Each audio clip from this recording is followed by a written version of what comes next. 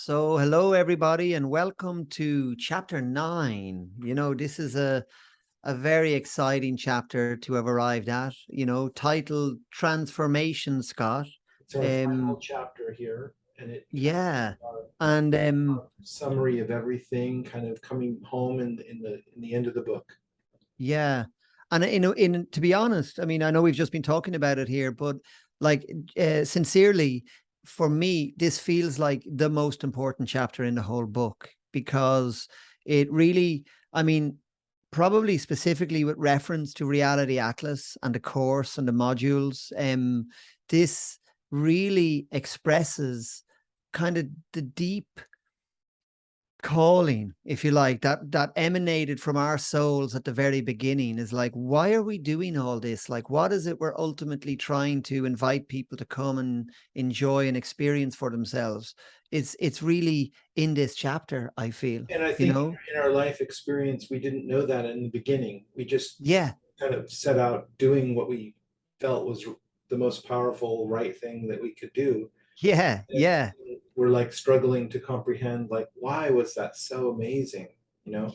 And so it took like literally years to figure that out. And that's what this whole book was about for me, is kind of trying to articulate all of that. And the penny dropped, and it was like, wow, this is like an entirely different way of looking at everything. And That's so, right. so that's where this final chapter also for us is like a reminder of like, God, this is what we have been doing all along. And yet we kind of, oh, it's easy to overlook somehow. Do you know what I was thinking about that, Scott? I think what happens is you and I have been so close to it that what happens is when you have big epiphanies, courtesy of sacred geometry, you feel so enriched and so nourished from within that you nearly don't need an explanation for it. It's so fulfilling and intrinsically beautiful that you're kind of like, oh my God, like this is what it's all about. But actually, when you want to share it with somebody, then it's actually kind of helpful to be able to bring it down into words and as best you can, like get it across about what we're really talking about. Especially to And people who don't even know what we're the first thing we're talking about. yeah, so let's dive in. I think we're kind of talking about, like, can I just throw a big umbrella over the first 2 points, because it's this idea that we've sort of witnessed again in our again dealing with our participants and interacting with our participants in the workshops. What's kind of like floated to the top in a way is this kind of realization that sacred geometry is like this kind of beacon of order and harmony in an otherwise topsy-turvy, upside down world. And actually what we're realizing is that what attracts us all to the discipline of sacred geometry is that embedded in it is intrinsic truth already. There's something about it that everybody can intuit somewhere deep down. There's something about this that's alluring, and it's attractive because it's a direct connection to those transcendentals of truth, beauty, and goodness. So you kind of jump right in and you talk about problems with business as usual. So this is the topsy-turvy, upside down world. What do you mean by that, Scott? Well, I think we don't really need to belabor it too much, but there's Mm-hmm. all kinds of massive systemic problems in the world today that are presumably driving you crazy and with anxiety about the future. And so we live in this very chaotic, interesting time, and that can be really emotionally draining and challenging, right? And what I find is that um, geometry is kind of the golden thread through the labyrinth that you can follow to kind of find your way out of this back into kind of a state of harmony and order. And yeah, so this first section of this chapter is just kind of talking about the problems that we face with anthropogenic pollution, climate change, unprecedented increase in the frequency of environmental disasters, and so on. I don't think we really need to go there because we ought to all be fully aware of that.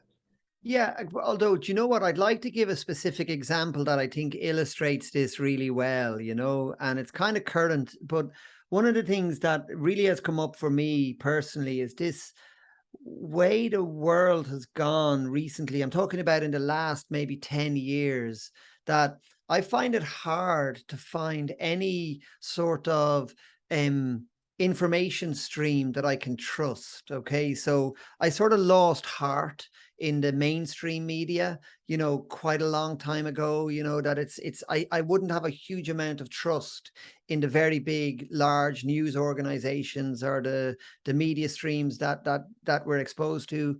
But you know what? 10 years ago, I had more hope and trust in alternative media. And it's interesting because I would have met Secrets in Plain Sight and came into contact with your work in this kind of openness that I had, that out there on YouTube, that there were people putting out stuff that like resonated with me. I kind of felt it was sort of pure. I know Secrets in Plain Sight from your own point of view is just, hey, you know what? Here's how the world is looking from where I'm seeing it, and I'd like to share that with you. And that really came across. There was another I was quite taken by Peter Joseph's Zeitgeist series in the early days, particularly the first one. He spoke about the monetary system and just woke me up to all those things. And so the point I'm trying to make here is that 10, 15 years ago, it felt like to me I could at least weed through the alternative media sphere and find like a couple of diamonds in the dust, if you like, But it doesn't feel like that anymore for me. Even alternative media now has kind of devolved into a very dualistic kind of cesspit where, I don't have the trustfulness that I had when I met your work, it just feels different to me.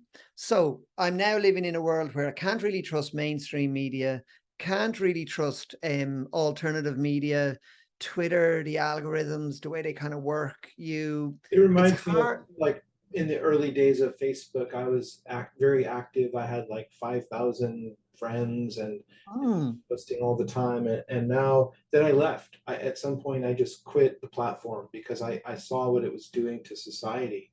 yeah. I didn't agree with that. And now I So rejoined just kind of so I can publish notices like we have a new course or whatever. But I try can and reach hardly people. Yeah. stand it. It's so algorithmically driven and advertising driven and everything that I just it doesn't grab me. It's not for me. Yeah. Yeah. And It's hard to resonate with. so like So I think maybe because we're older, we came from this early generation of the internet being this hope of being able to connect people in this kind of egalitarian, uplifting way. This mm, technology, this communications technology, yeah, literally connected people in a way that had never been done before. And and that was exciting.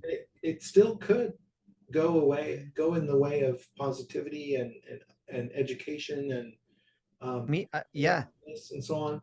But these deeper sort of chthonic forces have come in and monetized everything and it doesn't feel that kind of way at all to me anymore. Um, Mm-hmm. and I think Me too. we all kind of are embedded in this kind of system that of the world today, and we're lost. A lot of us are just like, what? I don't know where to look for information because Yeah. Yeah. if I Yeah. look at Fox News, it has one perspective. If I look at the Guardian newspaper, it has a totally different one. But Mm-hmm. if I look at RT or look at all these different things in the world, they all have their own agenda, and I don't Yeah. want to know what's the reality. You A know, good one is if you want to go to Russia today and then open up a new window and go to CNN, that's good fun. yeah, But then if you go on YouTube and you look at all the people that are like talking about, vaccines and Pfizer and the war, and it's very noisy at the very least. It's very noisy and it leaves me feeling a bit disheartened. And I know everybody probably means well, everyone's probably like doing the best they can from where they're seeing the world. But just as somebody that's kind of seeking truth of some kind, um, it's no longer available to me in a way that I feel I can trust. So this is where geometry comes in because you know, despite that topsy-turvy nature of the world that is unsettling, to be honest, there's something deeply restorative and wholesome about finding something that is truthful, that you can trust. Well, And and all this chaos of news media and so on, it's all relative because each viewpoint is correct from that point of view. yeah, And there we get these bubbles of people that believe in this way or that way or the other yeah, way. And now, who's to say which is correct? yeah. But I think the only way really to resolve the relativism is to find something that's absolutely true. Hmm. And if you look far and wide, what can you find that's absolutely true? Like, I think it ultimately comes down to mathematics, Mm. geometry as its visual expression, Hmm. because that transcends all human cultures and presumably would be the same everywhere in the universe. And Yeah. that would be the way that we could talk to extraterrestrials, for example, I Hmm. think, because Yeah. that is certainly something that was there before humans and will Yeah. be there long after we're gone. And it's the only absolute that I've ever come, you know, that I can really groove with and say this is true. We can all agree Yeah. there's 3 points in a triangle, you know. But this is it. This is the point. It's like, what do we mean by something being absolutely true? And it literally is that simple. I love the cover of the book. It's a triangle. And like, we can ask anybody, how many points does a triangle have? And, you know, we're going to get a unanimous, a triangle has 3 points. And it sounds very simplistic and basic, but what that really is kind of a gateway into something much, much deeper, you know? And I know from my own experience of creating mandalas over the years, which has been my own kind of deep meditative practice, I didn't kind of like make these mandalas and sort of have a narrative in my head going, oh my God, this is truthful and I can sense the beauty. And it's not like that. It's just my entire soul resonated with the frequency of this archetypal shape that was imbued with all these qualities that I could feel somewhere deep, deep down. And I couldn't articulate it actually until quite recently. I couldn't really say, oh my God, I'm coming into interaction with the transcendentals, and this brings me into alignment with truth, beauty, and goodness. Like, they're just You words that, needed my mind to help you with that. yeah, yeah, exactly. Because I just end up like glassy eyed and going, oh my God, something happened. And it's so good. And it's the best feeling on earth. And I want to share this with people, which I did do in my workshops. And what's really cool about it was before I had language to sort of share it, I would just say, just there's one of these shapes, make a mandala, there's some music, spend 3 hours, and like, let's meet afterwards and see what happened. And like, boof, the same thing happened for others, and the same thing happened for another. And it's really, really uplifting to see that it's not just some idiosyncratic part of Geoff's mind or Scott's mind, but that participants will arrive and they too will, boom, instantly be able to resonate with those deeper dimensions of that archetypal realm. But don't you think And that like cognitively having a framework deepens your appreciation and helps you clarify things about what that experience was? absolutely. And it's, do you know what, Scott? It's also kind of a relief. It's kind of relieving because, like, I jest a little bit, but it's sometimes I've struggled a bit to explain what it is that goes on in these experiences. And actually, the language I have now is very relieving. You know, it's like, hey, you know what is actually going on? And the words we're using now really land it in a way that I've been trying to do for years. And so what are those words? Well, it's like, you know, we believe that there is a kind of a transcendental realm where the archetypes, an absolute realm where the archetypes reside. Would that be fair? Could you go with that language? Yeah, yeah. Yeah. And so it's like those archetypes then are like, they contain the transcendentals, you know, and these transcendentals, I know there's many, many more, but three of them at least is like truth, beauty, and goodness. And that lines up with Sat Chit Ananda, you know, which is consciousness, being, bliss, I think. Yeah, and so that would be like in the universal mind, the intelligible domain in my model.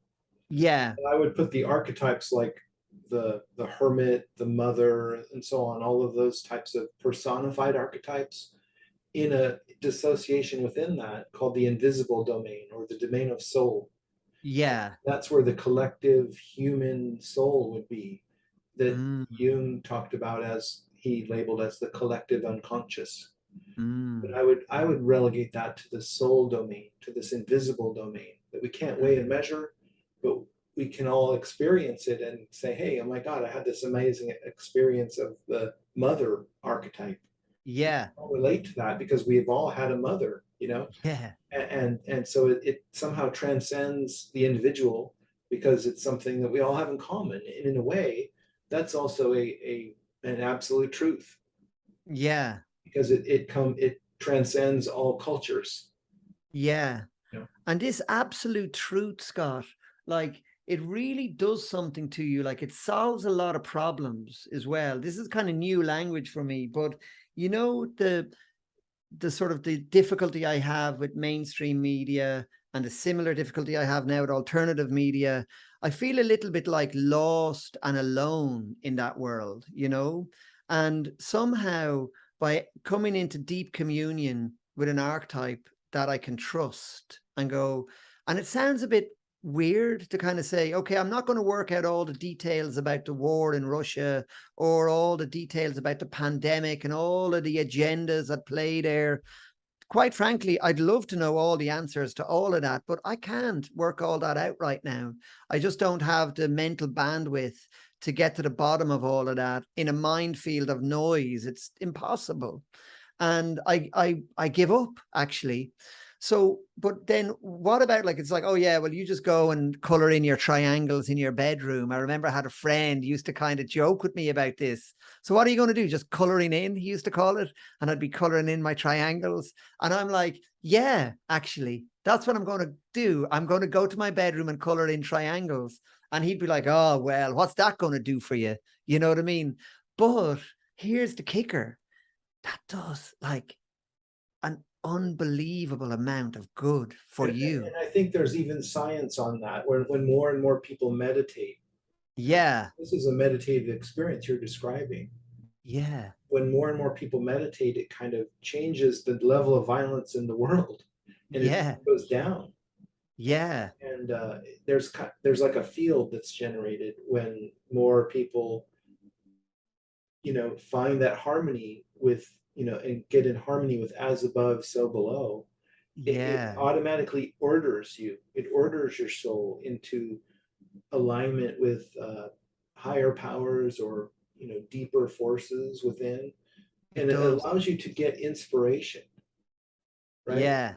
And Yeah. new ideas and gut feelings and insights come to you when you have aligned yourself with the natural order in this way. Yeah. Whereas when you're out of whack because you're doom scrolling and you're just you know offended by the latest thing, Yeah. that doesn't get you in this mode at all. It's quite the opposite. And so Mm, one of the things to do is to try to turn off that technology, step mm, away from it, mm-hmm. and give yourself a break, Yeah. because it's not helping, clearly.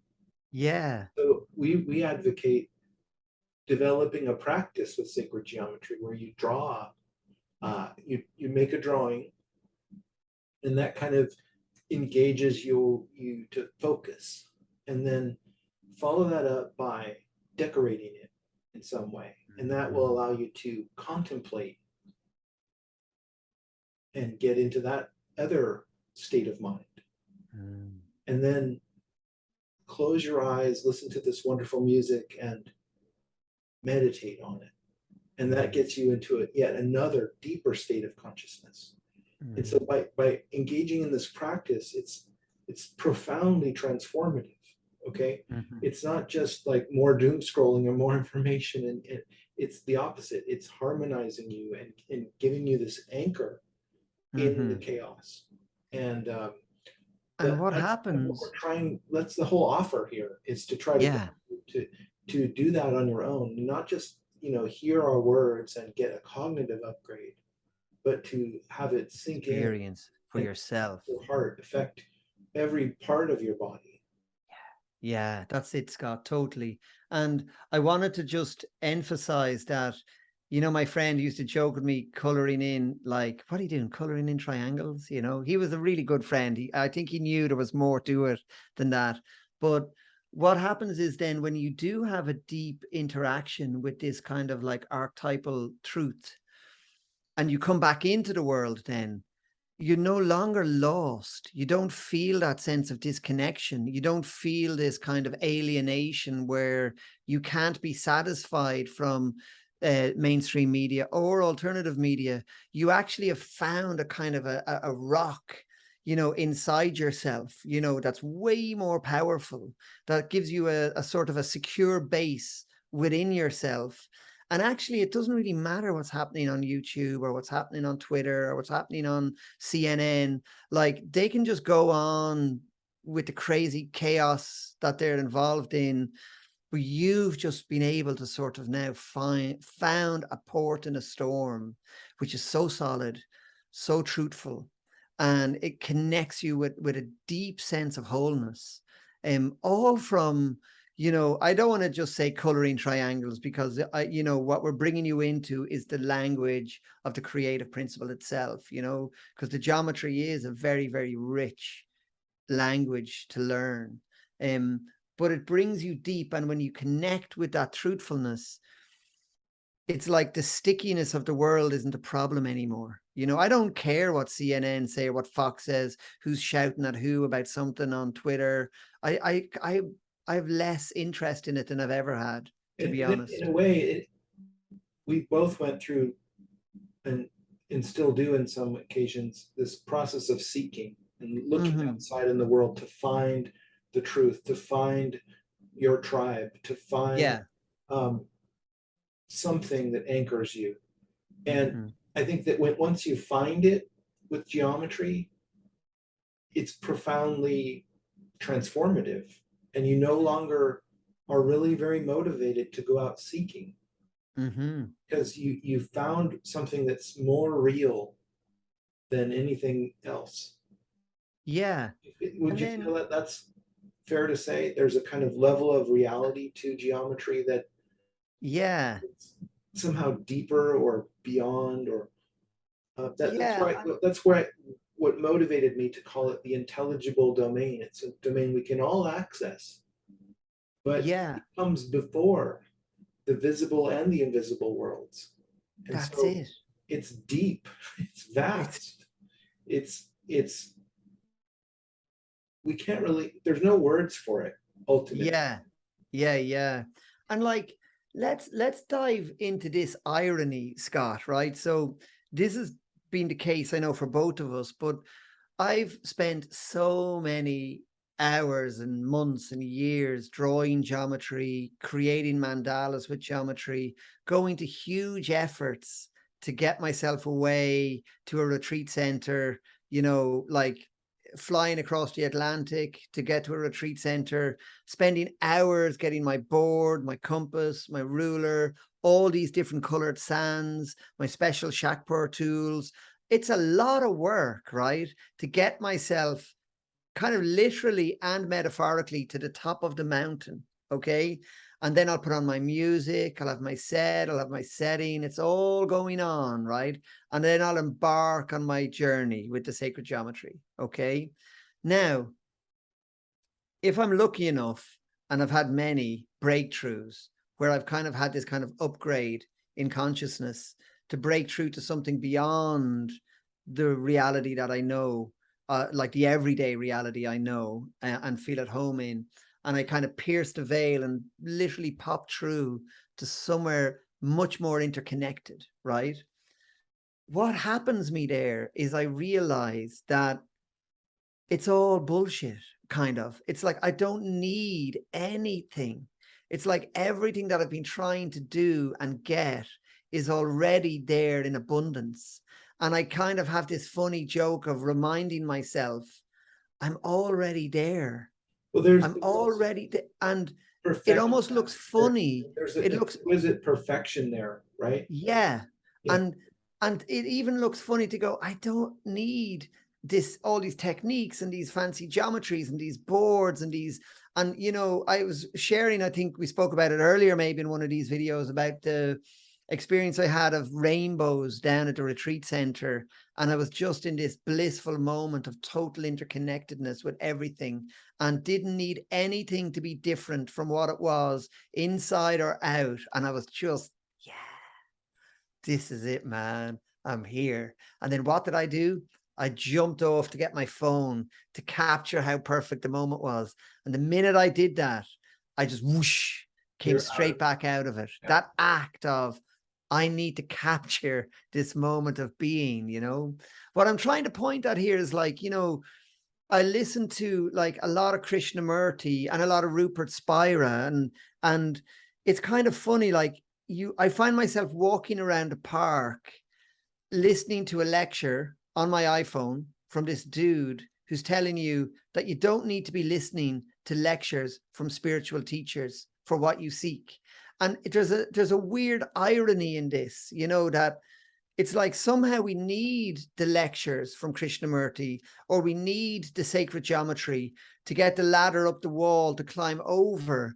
But then when you finally get to peek over the wall, you kind of go, oh man, like there is no wall or whatever. I don't need to be climbing up this ladder. Or am I making any sense? Do you know Yes. what I'm getting For at? me, what that is, like, we can try to understand that as your awareness is now loose the bonds of all of the different boundaries and minds and Yeah. minds, and you've entered into the absolute, and you're just Mm. experiencing, Yeah.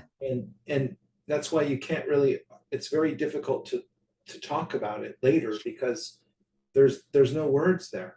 It's Yeah. perfect. No words. There's no It's wonderful. words. You don't need anything. It's Yeah. and that's why I think you're saying when you come back, you're like, you realize that you didn't need any of these things. Yeah. That's But it. in a Yeah. way, you did, because you needed to move to the edge of your boundary before you could just slip through that wall. Yeah, that's helpful. Yeah. So it's kind of like there's an irony in all these great teachers like Krishnamurti. I mean, he has like thousands of these like 19-hour audio lectures, you know what I mean? About like, will you stop listening to the lectures, you know, and just be, you know, but you do need the lectures to a certain point. It's like you know, I love this principle that I learned in my training about will and grace, right? I know that's kind of cheesy and there's an American program called that now, but they're actually very, very deep spiritual principles. I call them activity and receptivity as well. But the idea is like, we do have will and we do need to fly across the Atlantic, and we do need to make the effort to sort of say, you know what, I'm going to invest in myself, and I'm going to do some inner work, and I'm going to climb up the top of the mountain. But you can't make the epiphany happen with will. It's not like something that I've ever been able to sort of do by like, I'm going to do this, I'm going to have a peak experience, I'm going to break through, and then come on into the absolute. It's like something that sort of like almost surprises you, like something else comes in that you're not expecting, and it's like, whoa.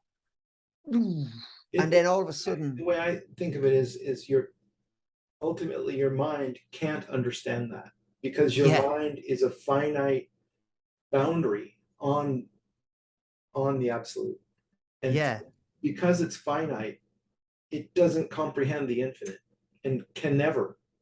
mm, So the best you can do is go to that base camp, because you can do all the steps to get to that base camp. That's yeah, all the mind can do, is take you there. yeah, But then you have to let go of that yeah, and go up to the summit, you know. yeah, And that is a miracle, a mystery. Um, we don't know how that happens. We can't guarantee that will happen for you, yeah, but we've had that experience we've had participants in our workshops who've had that experience. It's easy. There's no effort. There's no Yeah. trying. There's no practice. Yeah. You just experience. That's all you got to do. That's all you got to do. It's what you're And doing now. You just got to stop thinking about it. yeah, and all the concepts and all the idealism, panpsychism, you know, the heptaparaparshinok, all these things, they don't mean anything. It's just like, it's kind of like you can almost have a joyful giggle at them from that place. Yeah. It's kind of all hilarious, you know. But that is meaning. That is pure meaning. It motivates you to do that arduous journey. Yes, And yeah, it's yeah, all worth it then. And so totally. that's why I say that once you've found, you no longer need to seek it because you know. Yeah, yeah, yeah. And so it's its own reward. It's its You know? own reward completely. And the thing is, what's kind of funny, well, maybe just speaking truthfully about my own experience, it's that those peak experience of breakthrough have been the most nourishing thing that's ever happened to me, you know, and it's like I feel really privileged to have been opened to them. But I don't stay there. I got to be honest, you know, it's like it's a fleeting moment. And it's almost like when you're there, it's like there is no time even. There's no time, there's no concept of time. But I do come right back down into having to do my school run with my kids and pay my taxes and feed the dog and you know, and it's kind of like, oh, here comes life again. You know, so I don't want people to think I kind of have had this breakthrough and get to stay there. I wish I could, you know, but it's for me, it's like a waveform, you know, where I kind of, you know, I have these journeys where if I'm lucky, I get to have these peak experiences momentarily, but then I'm back in the world again, you know? Yeah. I mean, I think that's unavoidable and that is Yeah. the way of things. And we best accept that because it is this dance between the sacred and the mundane that we Yeah. The all square and the circle. yeah. Yeah. They call it like being and becoming, you know, there's like just being and becoming. The being moments are like those breakthrough moments. And then the becoming is like, you know, the journey to base camp or whatever, you know, but yeah, I like that we're diving into this, Scott, because it's really like we're getting to the kind of the, I suppose, the apex of everything we're trying to invite people to come and Well, experience, you know? and when you go on this journey and you go to that base camp and you have these profound life experiences, you realize only then that geometry is only a vehicle. And Yeah, in a way, it doesn't even matter. All yeah, the yeah, particulars of the heptagon and whatever, it doesn't even matter at all. yeah, yeah, But you can also appreciate the beauty and efficiency of that vehicle. It doesn't have baggage. It's right designed. It's all interconnected. It's exquisitely beautiful. It's the structure of the way the universe was built. yeah. There's a lot to be said and explored in that, in not only in the qualitative aspect that we're advocating because it's the most accessible, but also in the quantitative, scientific aspect and the Mm, mathematical aspects of geometry. Because at the mm, end of the day, those are just aspects of geometry. absolutely Those are right. Yeah. aspects of this absolute truth that we interact with. And we've harnessed those other aspects to engineer the world and to understand the physics of the visible universe. Okay. It's the most reassuring part about the journey with sacred. I actually get so much out of the quantitative manifestation of geometry. Like I'm looking here at some 5-pointed flowers in my garden and some beautiful ferns that have unfurled gorgeously, you know? And so for me, they're not just like nice things in the garden, but like they are deep kind of like ambassadors of this in this language of creation. You know, like I'll go on a walk often and just look at simple flowers, wildflowers, and just take joy in the fivefold geometry of them. You know, I'll just stop and go, there you are. You know, how's it going? You know, it's just I think another that's opportunity to exactly connect. what Pythagoras was trying to do, guide people into this experience of this intelligible quality of geometry in all things. Yeah. He discovered that music has these beautiful ratios that are all mathematical, that is undeniable. And Yeah. and so in a way we're doing something that isn't really very new at all. It's very ancient. Yeah. We're trying to show you what's really meaningful, what's really amazing that you don't want to miss in this life. I mean, it would be Yeah. tragic if you went through your life and never connected with these deeper levels of the psyche, with the understanding the language of the universe, to at least to some small degree. Mm. Um, these are what make life worth living, in my Mm. opinion. Me And too. and I think that's Absolutely, what it's Scott. all about. I mean, and these all these other trappings of your Instagram profile and your this profile and your that profile, to me, that is so shallow. It doesn't matter in the least. Yeah. And Yeah. I mean, there's a point to that, I should say as well. I mean, Yeah. it has a place and a time and a purpose to it, but it pales in significance in my interior when I experience these profound qualities of reality. That Yeah. They're so much worlds more apart. impactful than the shallow, mundane level. Yeah, yeah, they're worlds apart, you know. And although I'm kind of thinking you and I probably need to get our Instagram profile going, you know, so we don't end up just being the only two having this amazing conversation, you know. Well, I'm So our happy that Instagram, like even if no one ever watches these videos, I'm really happy to have made them with you because it's me too, me amazing too. to talk about But these things. I really want to try and reach out and, you know, because I think we have to sort of try to meet the world where we arrive in it, you know, and we can at least use those algorithms to try to reach people, you know, that we can serve. That's where I think they have a value for where we're coming from, at least, you know. And your But I dog, wanted, I see your Scott, dog's tail wagging there. So yeah, that's Ollie. Yeah, I suppose we should, Ollie, can I introduce you to the Reality Atlas community? Ollie, here we go. Now, he's not very good on camera, but can you see Scott there? oh Can yeah. you say Hey hello? Ollie. Yeah. Hello, Ollie. How's it going? That's the yeah. He's in a bit of a giddy mood. I think he wants a walk, you know, which I will do later on. I promise you, Ollie. If he doesn't start barking, you know. But I I wanted to just run. We skipped over paying attention was one of the things that I actually really like. Just that point you were making there, you know, about geometry. And would I be able to get you to maybe elaborate on that? Yeah, in this section I talk about how people's attention spans have been getting shorter and shorter. Yeah,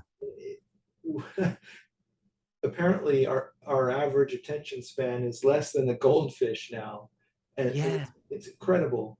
Um, yeah, it's obviously not a good development.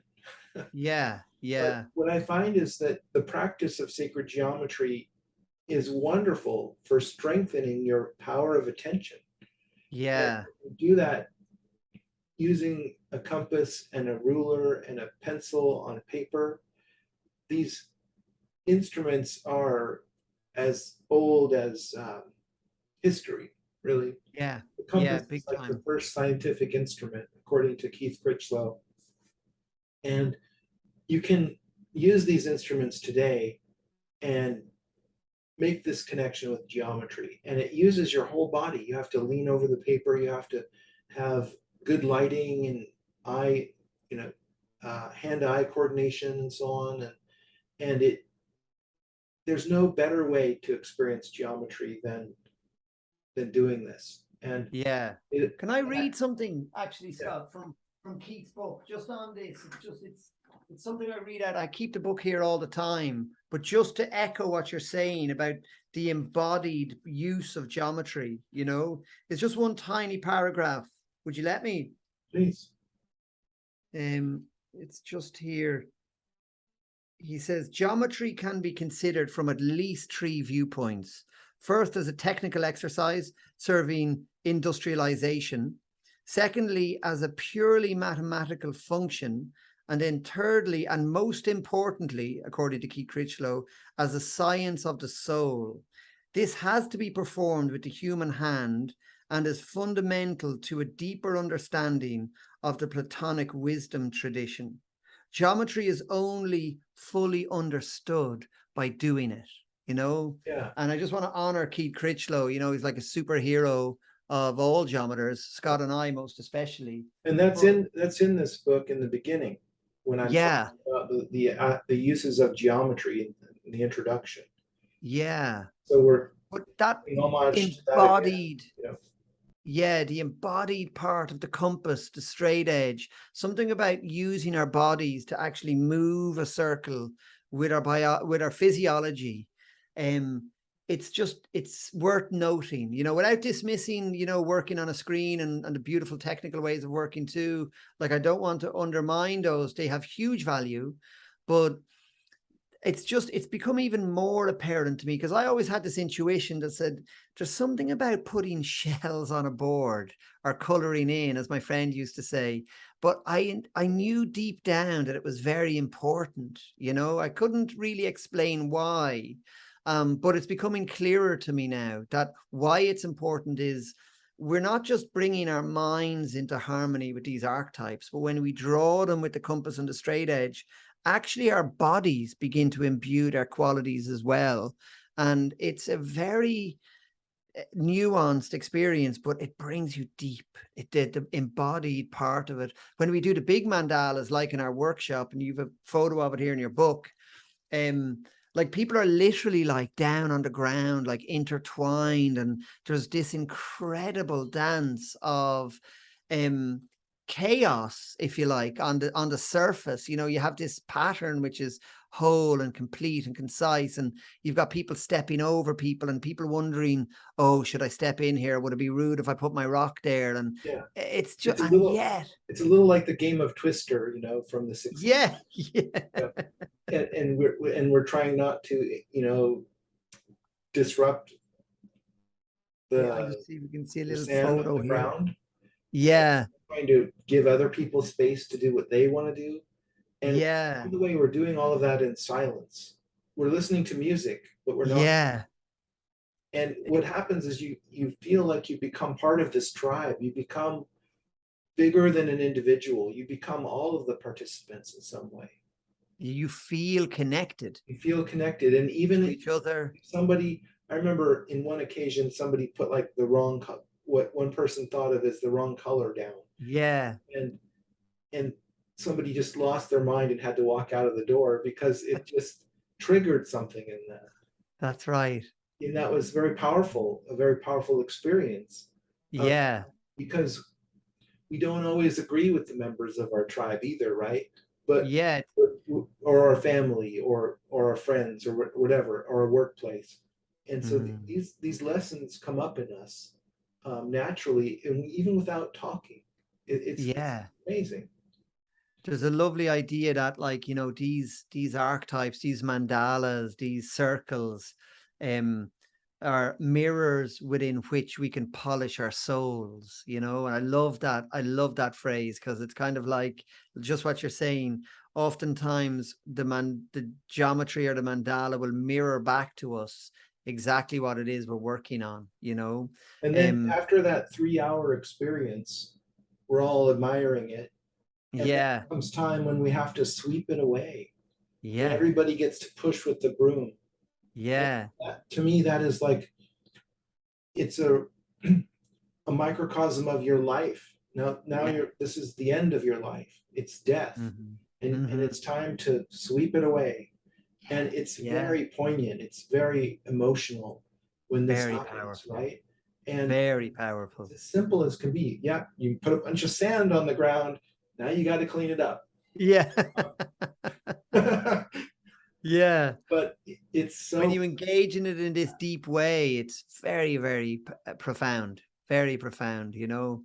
And there's kind of an energy change in the tribe, in the group, in the room, you know, where what happens, like, there's this dance between chaos and order, you know, where everybody on the surface is tiptoeing around and putting sand down and stones down. And yet there's this kind of pattern of order that holds the whole thing together. And over the experience, people begin to feel connected to each other without words, you know, through body language or just an energy connection of some sort. And everyone feels this kind of connectivity, and then the group feels connected to the pattern, the archetype of whatever we're working on. And then that just continues, you know, this sense of interconnectedness to everything. It's hard to explain really here, just talking to you, but I really I've been blown away by it over and over again in the workshops, you It know. makes And me really miss, you know, the being face to face and doing it. yeah, yeah. Well, it's coming back. We're going to be doing it soon, you know, which is fabulous. But yeah, it's the richest version of how to experience this, isn't it, really, Scott? So look, let's close off on that lovely diagram that you did, you know, where we just speak about, well, I think we've alluded to it, about geometry as a vehicle, you know, that it's almost like when you break through, you no longer need the canoe, isn't that? Or you arrive at the island, you know, you're on the island, you don't need to carry the canoe around with you. Is that what you mean by that? Yeah, it's like you realize that the particulars of geometry don't matter anymore because it's Yeah, delivered you where you need to be. yeah, yeah, And that's what this exactly. whole worldview is about, is creating this massive figure ground shift, which I'm trying to symbolize in this diagram of the eyeglasses with the two lenses. Yeah, maybe you'll be able to edit in this diagram, because I feel this is particularly poignant, this one, So you yeah, know. so Can you like see that on the okay? left side, you have the lens that shows the dominant paradigm, which is that Mm-hmm. awareness is just a tiny island within your brain. Mm-hmm. That's it. It's an epiphenomenon that we call consciousness. It might even Yeah, be an illusion. yeah, Compare that with the other lens, which this book has hopefully brought you to, which is that your entire body and soul, and let alone the entire universe and much beyond that you can't even see, is all in awareness. mm-hmm. There's only awareness, Mm-hmm. and you're swimming in it. Yeah, And so these couldn't be more different viewpoints logically. Um, and you get to choose. It's up to you in your experience. What do you think is the way that you want to view reality? mm-hmm. If you view the reality in the new worldview, it doesn't mean that you forget the old one or that you Yeah, can't view the world in that way, because you always can.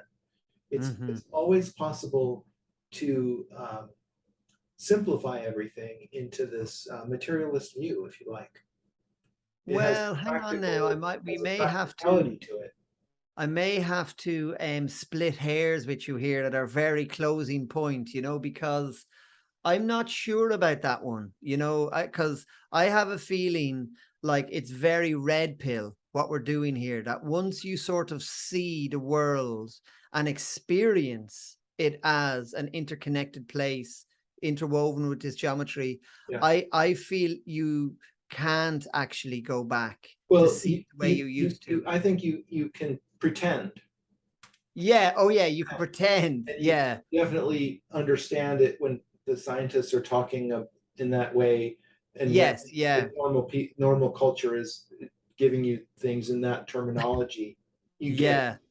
But you're so far beyond that now that that seems like an obvious childish mistake Yeah. that Yeah. we're making, you know. It's like you can't unsee it. It's that vibe. It's like once you see it, once you feel these things, um, I would say there's no going back. You know, I mean, there's no going back to materialist atheism, you Yeah, know. there's no So way don't take our red pill if you there's no want to way stay. to think that's the only correct way of viewing reality, Yeah. because now your cognitive power has exceeded the container that it used to be in. It's bigger. Yeah.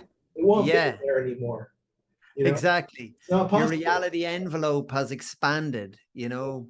Yeah. Um, so yeah, well, I think that brings us to this fabulous place on our journey, Scott, doesn't it? It's like, is there anything else you want to say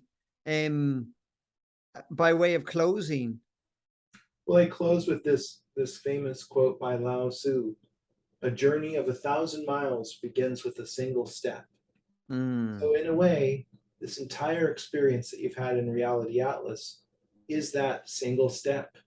mm-hmm, It's now up to you to go on your hero's journey and practice with this geometry and get to a place, get to this place, the sacred place, and come back to the mundane, go back mm-hmm, to the sacred, go back to the mundane, and mm.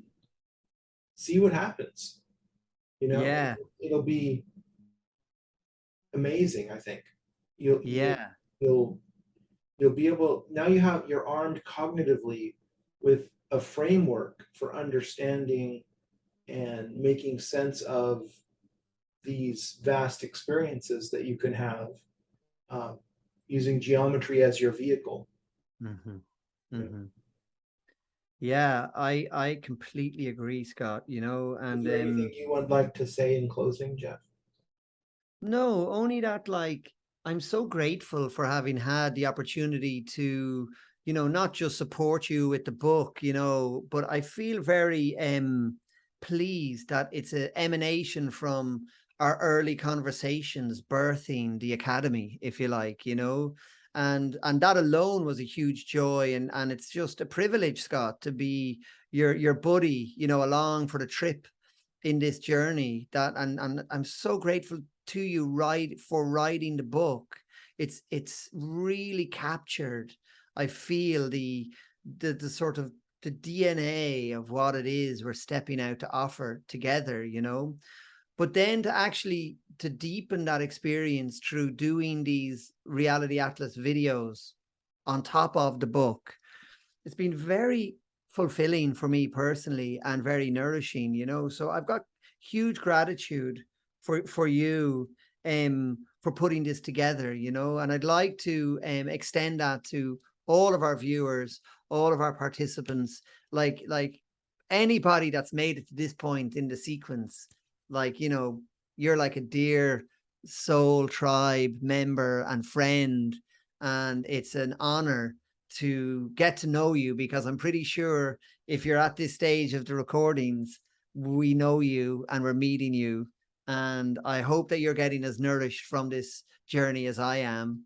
And yeah, I'm just super, super grateful and thankful. Well, I'd like to also reciprocate and say that I wouldn't have been able to write this book without your conversations every day and without your stimulation that caused me to want to explain it, to come out of our discussions. I remember the whole book arose when we were outlining what we were going to offer at Secret Geometry Academy. Yeah. I made this outline that just kept getting deeper and deeper and deeper and more complicated. And then I'm like, oh my God, it's taking over. I didn't realize that it was a The book, book.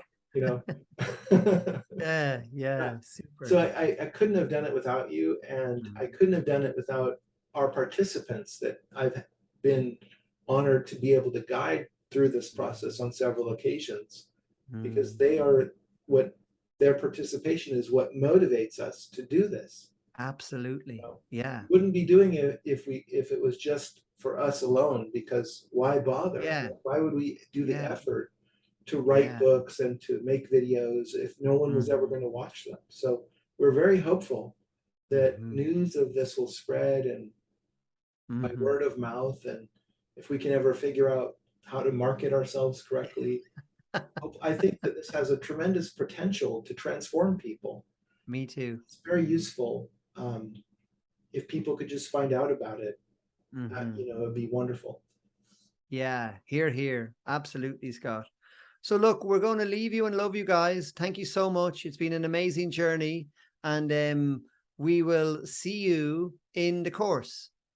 Thanks, everyone. Bye.